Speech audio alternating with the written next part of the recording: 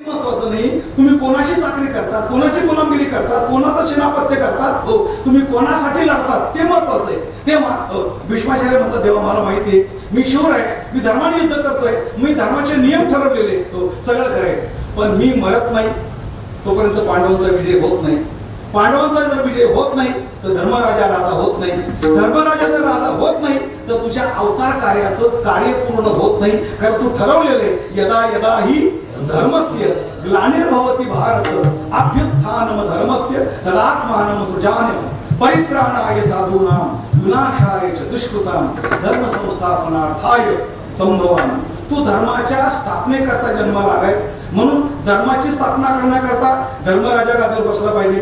धर्मराजा गादीवर बसण्याकरता पांडवांचा विजय झाला पाहिजे. पांडवांचा विजय होण्याकरता कौरव मेले पाहिजे. कौरव मारण्याकरता आधी भीष्माचार्य मेले पाहिजे, बरोबर आहे. आणि भीष्माचार्य मारण्याकरता आधी भीष्माचार्याला मारण्याकरता यंत्रणा शोधली पाहिजे. ते यंत्रणा फक्त एकच आहे.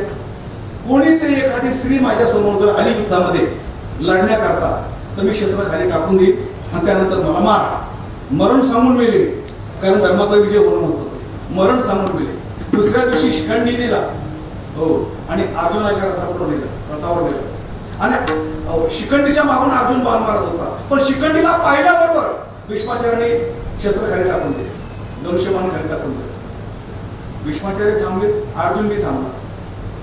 भगवान म्हणतो अर्जुन तुला झालं काय? नाही काय नाही, त्याने शस्त्र टाकले काय? अरे शस्त्र टाकले म्हणून तुला सांगतोय आता बाण चालू. हातात शस्त्र आहे तोपर्यंत भीष्माचार्य कुणाला आटोपणार नाही. अर्जुन म्हणतो देवा पण त्यांच्या हातात शस्त्र नसताना मी तर धनुष्यबाण चालवलं आणि मारलं.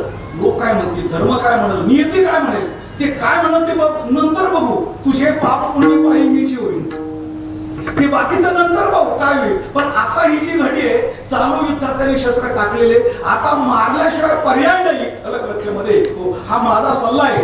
आणि त्याप्रमाणे अर्जुनाने शस्त्र चालवले. भीष्माचार्याच्या अंगाची चाळणी झाली, रथाच्या खाली पडले, शरद पंजेरी पडले, हो, आणि युद्धाचा 10वा दिवस संपला. एक पर्व संपलं. विठ्ठल